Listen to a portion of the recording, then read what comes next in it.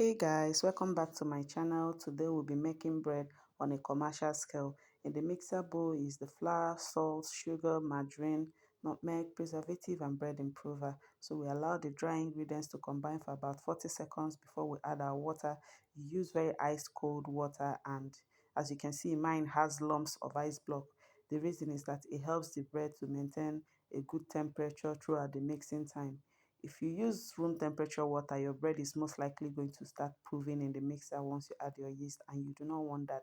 It makes the molding very difficult, and most times the end product looks rough and not so attractive.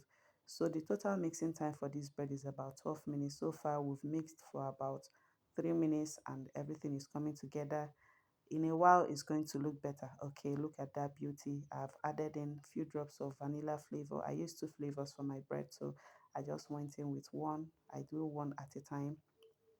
So this is about 7 minutes into the mixing time and it is looking so good. The bread dough is stretching and combining the way it ought to. So I'm going to add a little bit of extra flavor. Don't ask me the name of the flavor. And I'm going to add my melted butter to keep the mixing dough going. I don't want it sticking to the body of the mixer bowl. And then I'll add my EDC. EDC helps the bread to prove better and also gives the finished product a smooth texture. So after that, we let it mix for extra 2 minutes before we add our yeast. I usually add my yeast 3 minutes to the end of the mixing time because I don't want to add it too early and it gets activated while in the mixer bowl. I also add 3 minutes to the time because everything mixes properly. You don't want tiny bits of yeast in your bread dough when you're done mixing. It's going to make your bread look rough. So you add it 4 or 3 minutes to the mixing time. So this is about 9 minutes later. This is looking good. We're almost done with our mixing. I mean, every bakery have different mixing times. Some mix for as long as 15 minutes. It varies. It depends on the mix that you're using and the speed and also your bread recipe. So here I was checking to find out if everything is combined together. I couldn't use my 2 hands because I was using the other hand to film this video. So the dough is set, it's not tearing, it's stretching. That is what you want for your dough to know it is ready. So like I was saying, some bakeries mix longer than 12 minutes, some less than 12 minutes. It varies. It depends on the speed of your mixer and your recipe. I even learned some mix as long as 17 to 20 minutes. I don't know why they do that, but 12 minutes works perfectly well for me. So I greased the table before putting on the dough so it doesn't stick to the table. And I'm going to cut it into 780 grams for each family loaf size. So I've already greased my bread pan with margarine, and I'm still going to put extra margarine on the body of the dough. I always like to take precaution. I don't want stories like the bread refused to come out of the pan because the butter in the pan was not enough. Stories like that, they break my heart. So I take extra precaution.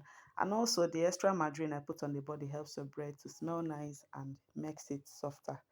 So I'm going to do 3 different types of bread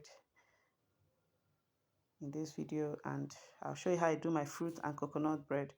So we're cutting, scaling, and we are going to be molding and panning shortly. So keep watching. So we are molding the dough now. I love molding dough. This is one of the most interesting parts of making bread for me. I mean, this baby feels so soft and succulent while molding.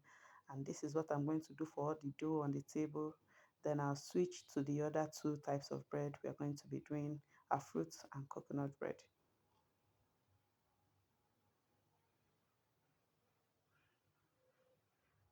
So this is our fruit bread.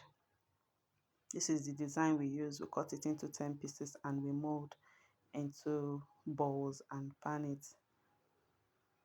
Now when it rises, you don't need to put extra margarine on the body of this bread so it doesn't detach from each other after baking. So this is the design we use for our coconut bread. We're out of coconut here, so I didn't use coconut exactly for this one. I just wanted to show you the design we use for our coconut bread. Maybe subsequently I'll do a coconut bread video, but for now, enjoy this one.